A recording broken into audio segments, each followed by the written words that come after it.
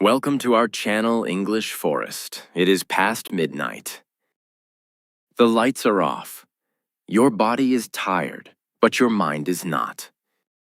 You are lying in bed, and your eyes are open in the dark. And there it is again. That thing you said 3 days ago. That message you sent that maybe sounded wrong.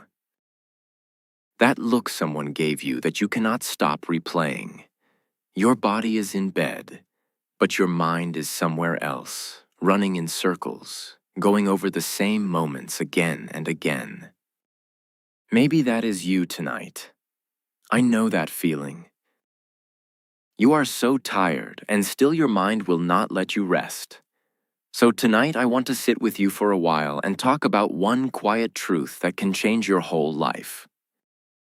Here it is, plainly, with nothing hidden. Most of your suffering does not come from your life. It comes from your thinking about your life. The pain is real, yes. But so much of the weight you carry is not the thing itself, it is the thinking about the thing. The replaying, the imagining, the worrying about what has not even happened yet. And here is the part that gives you your power back. You are not your thoughts. You are the one who watches them. And the one who watches can choose to step back. Stay with me, and as you listen, your English grows quietly too, one calm word at a time. I want you to picture something simple. Picture a glass of water with sand at the bottom. When the glass sits still, the water is clear. You can see right through it. But the moment you stir it, the sand rises up and clouds the whole glass. Now you cannot see anything. The water looks dirty and dark, but nothing new was added. The sand was always there, you just stirred it. Your mind is that glass. The thoughts are the sand. And overthinking is the stirring that never stops. All day, all night, you keep stirring, and you wonder why you cannot see clearly, why you feel so cloudy, so heavy, so lost. But the answer is not to add anything. The answer is not to fight the sand. The answer is to stop stirring. Let the glass sit still. And slowly, on its own, the water clears. The sand settles. And you can see again. This is the first thing I want you to understand tonight. Your mind, when you let it rest, knows how to clear itself. You do not have to solve every thought. You do not have to chase every worry until you catch it. Most of them settle on their own if you stop stirring. But we do not believe that. We think that if we just think about the problem long enough, hard enough, we will finally fix it. So we stir and stir and stir, and the water never clears. Tonight, I want to teach you how to put the glass down. Let me ask you something, and be honest with yourself as you answer. How much of your day belongs to you, and how much belongs to your thoughts? You wake up, and before your feet touch the floor, the thinking has already begun. You eat, but you are not tasting the food because you are somewhere else, replaying or worrying. You sit with people you love, but half of you is missing, lost inside your own head. You walk outside on a beautiful day and never see the sky, because your eyes are turned inward, watching the same tired worries go round and round. If you added it all up, how many hours of your one life have you actually lived, and how many have you spent trapped in thought? This is not to make you sad, it is to wake you up. Because every hour you take back from the overthinking mind is an hour you get to truly live, and there are so many hours still waiting for you. Let me tell you who you really are in this story. For most of your life, you have believed that you are your thoughts. A thought comes that says, you are not good enough, and you believe it. because it sounds like your own voice. A thought comes that says, everyone is judging you and you believe it. A thought comes that says, something bad is going to happen, and your whole body tightens, as if it were already true. You treat your thoughts like facts. You treat them like commands, but a thought is not a fact. A thought is just a thought. It is a cloud passing through the sky of your mind. And you, the real you, are not the cloud. You are the sky. Clouds come and go, storms come and go. But the sky stays. The sky was never harmed by any storm. And that is who you are, not the passing weather. The wide, calm sky that holds it all and remains. When you start to see this, something quiet and powerful happens. A worried thought arrives, and instead of becoming the thought, you simply notice it. You say, there is a worried thought. Not, I am in danger. Just, there is a thought about danger. Do you feel the space that opens in that small shift? In that space, you are free. In that space, you can choose. The thought no longer drags you wherever it wants. You are standing on solid ground, watching it pass. This is the whole secret, and we will spend our time tonight learning how to live inside it. Let me tell you where overthinking truly begins, because if you understand its root, you will fear it less. Long ago, when humans lived in danger every day, the worried mind kept them alive. The one who imagined the lion behind the bush survived. The one who lay awake listening for danger lived to see the morning. So the brain learned to worry, to scan for threats, to imagine the worst, because in that world, the worst was often real and close. You carry that same ancient brain today. But your world has changed. There is no lion behind the bush. The threats your mind invents now are not teeth and claws. They are imagined judgments, future failures, old embarrassments. Your brain still sounds the same loud alarm, but now it rings for things that cannot eat you. This is why your worry feels so urgent, so physical, so real. Your body is responding to a danger that does not exist, with all the force it once used to escape death. So when the panic rises over a text message or a small mistake, understand what is happening. It is not weakness. It is an old, loyal alarm system firing at shadows. And once you see it for what it is, you can place a gentle hand on it and say, thank you, but I am safe. There is no lion here. You can rest now. This single understanding changes everything. You stop being ashamed of your worried mind, and you start to manage it with kindness, the way you would calm a frightened child who sees monsters in the dark. You do not yell at the child. You do not tell the child it is stupid. You turn on the light and you show it gently that the monster was a coat on a chair. That is your work tonight and for all the nights to come, to keep turning on the light. To keep showing your frightened mind that the monster it fears is only a coat on a chair. Most of your monsters always were. Now let us be honest about why overthinking feels so important. Your mind tells you a story. It says, if I worry about this enough, I will be ready. If I replay that mistake enough, I will never make it again. If I imagine every bad thing that would happen, I will be safe when it comes. Overthinking dresses itself up as protection. It pretends to be your friend. It whispers that all this thinking is keeping you safe, keeping you prepared, keeping you in control. But look closely at the truth. Has all your worrying ever stopped a single bad thing from happening? Has replaying that old mistake for the 100th time ever changed the past? Has imagining the worst ever made the worst easier when it arrived? It only made you suffer the bad thing twice, once in your mind and once in real life.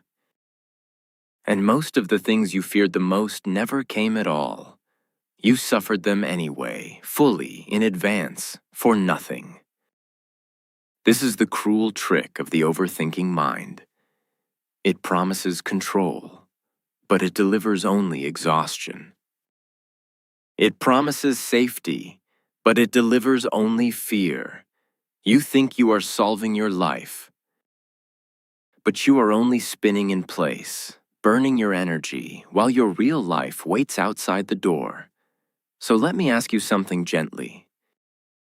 What if all that thinking was never protecting you at all? What if you could set it down, and you would still be safe? What if the worrying was not the thing keeping you alive, but the thing keeping you from living? Sit with that for a moment. Because the moment you stop believing that your overthinking is helping you, you can finally begin to let it go. There is a difference I want you to learn tonight, because it will set you free. There is a difference between thinking and overthinking. Thinking has a purpose. You face a problem, you consider your options, you make a choice, and you act. Thinking moves you forward. It begins and then it ends. But overthinking has no end. It goes in circles. It asks the same question 100 times and never accepts an answer. It does not move you forward. It traps you in place. Real thinking is like a road that leads somewhere. Overthinking is like a wheel spinning in mud, loud and exhausting, going nowhere at all.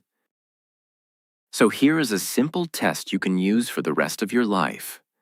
Ask yourself, is this thought leading me to an action or just to more thinking? If it leads to an action, take the action. If it only leads to more thinking, you are stirring the glass. Put it down. There is a special kind of overthinking that deserves its own name because it steals so much from so many people. It is the trap of the impossible decision. You stand before a choice, and you cannot move. You weigh it and weigh it again. You imagine this path, then that path. You ask everyone you know. You make lists. You lie awake turning it over. Days pass, weeks pass, and still you cannot decide, because some part of you believes there is one perfect choice. And if you just think hard enough, you will find it and avoid all regret forever. But here is the truth that will set you free. There is no perfect choice. There almost never is. Most decisions have good on both sides and hard on both sides, and you cannot know the ending until you walk the road. The thinking will never give you certainty, because certainty is not a thing the future offers. So you can spend a month deciding, or you can choose and begin. And here is the secret the overthinkers never learn. A decision made and acted upon, even an imperfect one, will teach you more in a single day than a month of thinking ever could. Action gives you real information. Thinking only gives you more thinking. So choose. Step onto the road. You can adjust as you walk, but you cannot adjust while frozen at the crossroads, growing older, watching the light change, going nowhere. And let us talk about the overthinking that poisons our work and our days. You finish a task, and instead of feeling done, your mind whispers, "Was it good enough?" You send the message, and immediately you reread it 10 times, searching for the mistake. You give your best at something, and instead of resting in that, you torture yourself with all the ways it could have been better. This is the perfectionist trap, and it is just overthinking wearing a respectable mask. It pretends to be high standards. It is really just fear, dressed up. Fear of judgment, fear of not being enough, fear of being seen as less than perfect. But nothing you ever do will be perfect, because perfect does not exist. It is a ruler with no end, and you will always fall short of infinity. So you can chase it forever and always feel like a failure, or you can do your honest best, call it good, and move on with your life. Done is a real thing. Perfect is a ghost. Stop chasing the ghost. Your good, honest effort was always enough. You just could not hear that over the noise of your own thinking. There is also the overthinking we do about other people, and this one breaks more hearts than almost any other. You replay a conversation, certain you said something wrong. You read a short message and search every word for a hidden meaning. Someone takes an hour to reply, and your mind writes an entire story of rejection. You imagine what they think of you, what they say about you, why they went quiet, and almost all of it is invention. You are not reading their mind. You are reading your own fears and calling it their thoughts. The truth is, you can never know for certain what is in another person's head, and the more you try, the more you suffer over a story you made up. Most of the time, people are not thinking about you nearly as much as your mind insists they are. They are busy with their own lives, their own worries, their own midnight thoughts. So when you catch yourself building a tower of meaning out of someone's silence, stop and remember. You are guessing. You are always only guessing. And you do not have to believe the cruelest guess. Let me tell you about the two great traps of the overthinking mind, because almost all of your suffering lives in one of these two places. The first trap is the past. The second trap is the future. And the one place your mind almost never wants to stay is the only place where life is actually happening, which is right now. Think about how much of your thinking lives in the past. You replay the conversation that went wrong. You go back to the moment you wish you had done differently. You hold up old mistakes and study them like they are still happening. You ask, why did I say that? Why did I do that? What is wrong with me? And every time you do this, your body feels the shame again, fresh, as if the moment were happening now. But here is the truth. The past is gone. It does not exist anywhere except inside your own mind. The only thing keeping that old pain alive is you, returning to it, again and again, breathing life into something that is already over. You are not learning from it anymore. You learned what you could long ago. Now you are just punishing yourself with it. And punishment is not growth. You can close that door. Not by forgetting, but by deciding that the past has already taken enough of your days, and you will not give it your nights too. Let me show you a person. A man comes home from work, and the day was ordinary. Nothing terrible happened. But in the evening, his mind picks one small moment. A coworker did not smile back at him in the hallway. That is all, a small thing. But now his mind takes that small thing and begins to build. Maybe she is angry with me. Maybe I did something wrong. Maybe everyone in the office is talking about me. Maybe my job is not safe. By the time he lies down to sleep, he is no longer thinking about a hallway. He is imagining losing his job, losing his home, losing everything. From one small moment, his mind built an entire collapse. And none of it was real. The coworker was simply tired, thinking of her own problems, and had already forgotten the hallway completely. This is what the mind does when you let it run. It takes a grain of sand and builds a mountain, and then it asks you to climb it. Do you see yourself in that man? Most of us are that man, more nights than we would like to admit.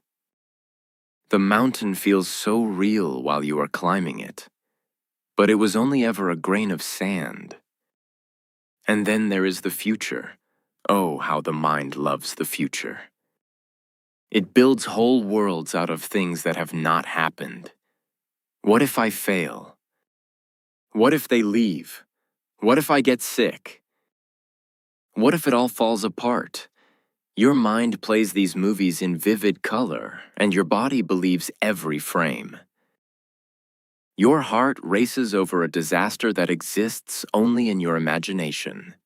You live through 100 catastrophes, and almost none of them ever arrive. You spend today paying the tax on a tomorrow that may never come. Think of how much of your one short life you have spent afraid of things that never happened. That fear felt so real, and it was all a story. A story your mind told you and you believed because it sounded like a warning. But most worries are not warnings. They are just noise. They are the sand stirred up clouding the water. So where does that leave you? It leaves you here, in this moment. Right now, as you listen to these words, notice something. In this exact moment, are you actually in danger? Is anything attacking you right now? In this breath, in this second, you are most likely safe. Your body is here. Your breath is moving in and out. The roof is over your head. The real problems of your life, the ones that are truly here, are almost always smaller and quieter than the giant storm your mind builds out of the past and the future. When you come back to now, the storm loses its power. Because the storm was never in the present. It was always in your thinking about the past or your thinking about the future. Now is the one place the overthinking mind cannot follow you. Now is your home. And you are allowed to come home anytime you choose. Think of a dog on a walk. The dog does not lie awake worrying about last week. The dog does not panic about next month. The dog smells the grass, feels the sun, watches the world go by, fully here, fully alive in this one moment.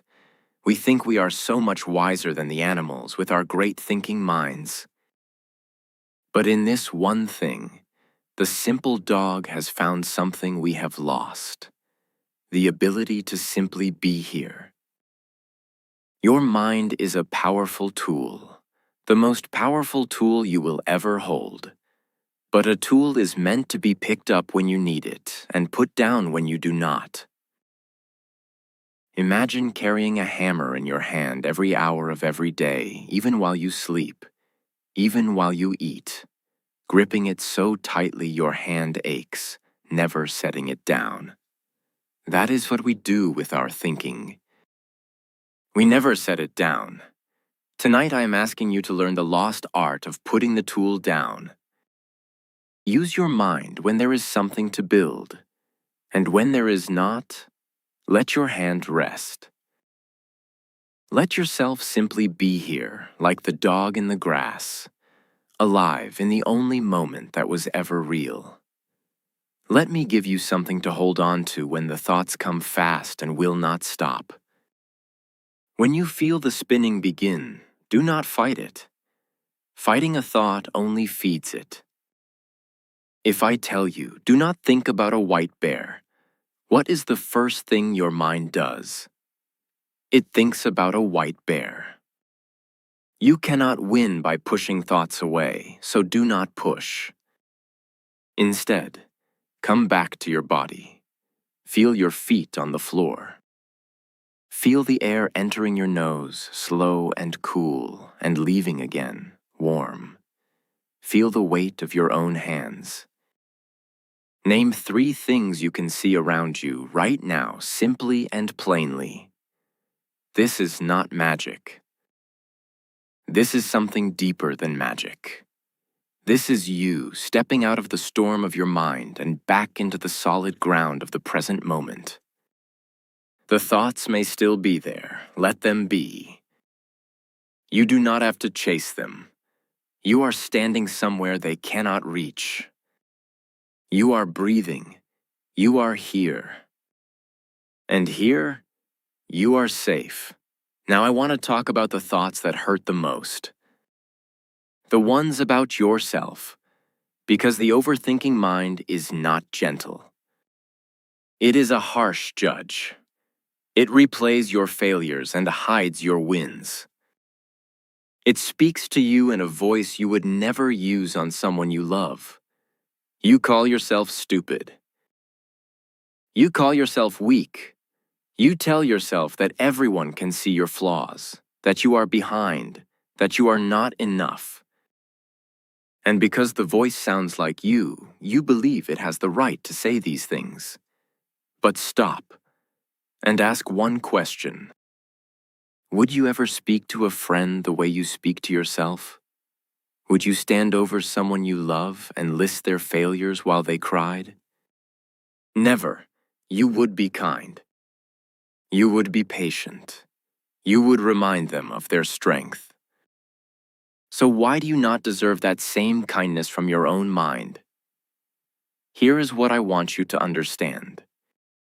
That harsh voice is not the truth. It is just a habit. A worn path in your mind, walked so many times that it feels like the only road. But it is not the only road. You can build a new one. Every time the cruel thought comes, you can gently answer it with a kinder one. Not a fake one, a true one. When it says, "You always fail," you can answer, "I have also stood back up every single time." When it says you are not enough, you can answer, "I am still here, still trying," and that is its own kind of strength. You are not lying to yourself. You are simply choosing to tell the whole truth instead of only the cruel half. And slowly, with practice, the new road becomes the easier one to walk. Let me tell you something about that cruel voice that will help you the next time it speaks. It is loudest when you are tired. It is loudest in the dark, late at night, when your body has no strength left to push back. Have you noticed that? The same worry that feels enormous at 2 in the morning often looks small and manageable by the light of day. Nothing about the problem changed. Only your tiredness changed. So when the voice comes at night, sharp and certain, telling you that you are a failure, that everything is falling apart, remember this: you are not hearing the truth. You are hearing your own exhaustion. The night exaggerates everything. Do not make decisions about your worth at midnight. Do not believe the verdict of a tired mind. Let the night pass, sleep if you can. And let the morning show you the truer, smaller size of things. So many of the heaviest thoughts you have ever carried were simply the weight of being awake when you should have been resting. There is something else the overthinking mind does, and you must see it clearly. It tries to control what it cannot control. So much of your worry is your mind trying to grab hold of things that were never yours to hold. What other people think of you. How a situation will turn out. What tomorrow will bring. Whether someone will stay or go. You turn these over and over as if enough thinking could force them into the shape you want. But you cannot think your way into controlling the world. You never could. The only thing you have ever truly controlled is your next action, your next word, your next breath. Everything else belongs to life. And when you finally accept this, a great weight lifts from your shoulders. You were trying to carry the whole sky. You were never meant to. You only have to carry your own small part. And your own small part is enough. I want you to learn the difference between what is yours and what is not. Your effort is yours. The result is not. Your kindness is yours. How people receive it is not. Your choices are yours. The judgments of others are not. So much overthinking is just you, gripping the things that are not yours, refusing to let life handle its own part. Do your part well, fully, with your whole heart. And then, open your hands. Let the rest go where it goes. This is not giving up. This is wisdom.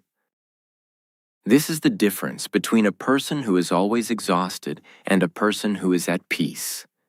The peaceful one is not doing less. They are simply no longer trying to control what was never theirs. Picture a person standing at the edge of a river, trying to stop the water with their hands. They push, they grab, they strain, and the water keeps flowing, slipping through their fingers, soaking them, exhausting them. The harder they fight the river, the more tired and wet and angry they become. And the river does not even notice. It simply flows, as rivers do. Now picture someone else at the same river. They are not fighting it. They have built a small boat, and they sit in it, and they let the river carry them where it goes, steering gently, resting when they can. Same river. Two completely different lives. One person spends every day fighting what cannot be fought. The other learns to move with it. Life is the river. The flow of it, the surprises, the losses, the things you did not choose, all of it keeps moving whether you fight it or not. Overthinking is standing in the water, trying to stop the current with your bare hands. Peace is building the boat. You do not control the river. You never did, but you can learn to sail. Now let me be very honest with you, because I do not want to give you a pretty lie. Stopping overthinking is not a single decision you make once. It is a practice you return to again and again for the rest of your life. The thought will come back. The spinning will start again. Some nights you will catch yourself an hour deep into a worry before you even notice. That is not failure. That is being human. The goal was never to have a silent mind. No one has a silent mind. The goal is to notice sooner, to catch yourself stirring the glass and gently set it down. The first day, maybe you notice after an hour. A week later, after 20 minutes. A month later, after 1 minute. You are not trying to win a war against your mind. You are simply learning to come home faster. Each time you notice, that is a victory. Each time you return to the present, that is a small win. And small wins, gathered day after day, become a different life. Let me show you what this new life looks like, so you know what you are walking toward. Imagine waking up, and the first worry arrives, as it always does. But now, instead of following it down into the dark, you notice it. You say, "Good morning, worry," and you let it pass. You get up, you drink your water. You begin your day. Someone says something unkind, and the old you would have replayed it for hours. But now you notice the thought rising, and you let it settle, like sand in a still glass. At night, you lie down, and the mind begins its familiar spinning. But now you know what it is. You come back to your breath. You feel your body soften into the bed. The thoughts are still there somewhere, but you are not chasing them. And for the first time in a long time, you fall asleep. Not because you solved everything, but because you finally stopped trying to. This is not a fantasy. This is what practice builds. Quietly, slowly, one day at a time, the same way you might learn anything worth learning. Like learning English, one calm word at a time, you do not master it in a night. You build it breath by breath, day by day, until one day you look back and see how far the quiet has spread. I want to give you a few simple things to carry with you, small enough to remember when the storm is loud. When a thought comes, ask, is this leading me to action or only to more thinking? If it leads to action, act. If not, let it settle. When you cannot stop the spinning, do not fight it. Come back to your body. Feel your feet, your breath, the ground beneath you. When the cruel voice speaks, answer it with the truth you would offer a friend. When you find yourself gripping what you cannot control, open your hands and do only your own small part. And when you notice you have been overthinking again, do not be angry with yourself. Smile gently and simply come home. That is the whole practice.